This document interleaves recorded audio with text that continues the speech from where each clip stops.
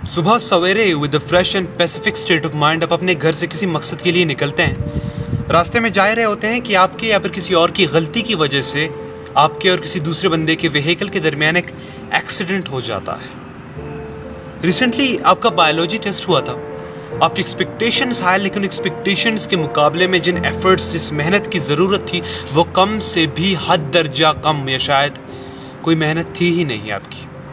Result आता है आपने बहुत कम स्कोर किया है एंड आप फेल हो गए हो। अब ऑप्शन आपके पास है कि अपोजिट में जो बंदा है उसको गालियां देकर, उस पर चिल्ला कर, सबसे पहले तो अपना state of mind, state of emotion change करने के बाद आप अपने खुद का दिन बर्बाद करो, या उस बंदे के पास जाओ, उसका हाल पूछो, अगर गलती की है और अगर गलती नहीं भी की है तो भी माफ़ी मांगो और मुस्कुराकर बस ज़िंदगी को खूबसूरती से चलने दो।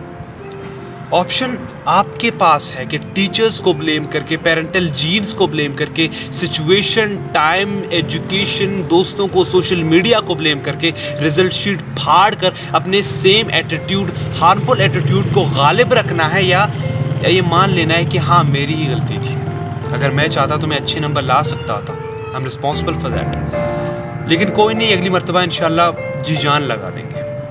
ये ऑप्शन आपके पास है कि आप कार्बोनेटेड ड्रिंक या फिर सोडा की तरह बनना चाहते हैं, जिसे थोड़ा शेक करने के बाद जो पॉप आउट कर देता है, या पानी की तरह बनना चाहते हो जिसे कोई भी एक्सटर्नल फैक्टर डिस्टर्ब नहीं कर सकता। किसी ने बहुत खूब कहा है, it's the day running you और you running the day. Victor Franklin एक ऑस्ट्रियन न्यूरोलॉजिस्ट, साइकाइट्रिस्ट है जो ऑशविट्स, कॉफरिंग, टर्काइम और तेरेज़ेनस्टेट जैसे कॉन्सेंट्रेशन कैंप्स के होलोकॉस्ट सर्वाइवर भी रह चुके हैं।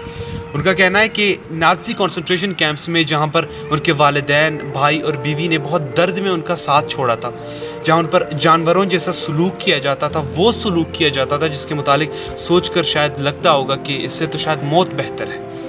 उन कॉन्सेंट्रेशन कैंप्स में उन्हें उनकी ज़िंदगी का सबसे खूबसूरत सबक मिला था कि स्टिमुलाई और रिस्पॉन्ड के दरमियान जो चीज़ है वो है ह्यूमन चॉइस।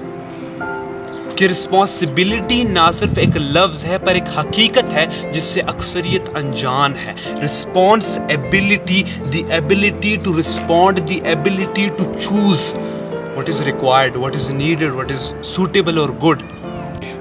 सब कुछ गलत है, लेकिन ये रिस्पॉन्सिबिलिटी आपके पास है कि उस गलत को प्रमोट करते या फिर उसी गलत में से कुछ अच्छा उठाते हो। जिंदगी में हर तरफ अंधेरे का बोलबाला है, लेकिन ये ऑप्शन आपके पास है कि आज की तंगी का सोचकर आप होपलेस बनते हो या कल की खुशहाली का सोचकर होपफुल।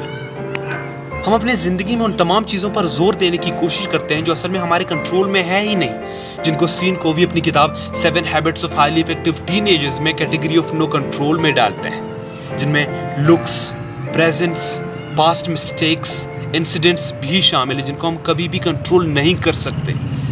और इसी के साथ हमें कंट्रोल करना चाहिए उन तमाम चीज़ों को जो हम असल में कंट्रोल कर सकते हैं, जिनमें हमारा एटीट्यूड भी शामिल है, हमारे चॉइसेस भी शामिल हैं।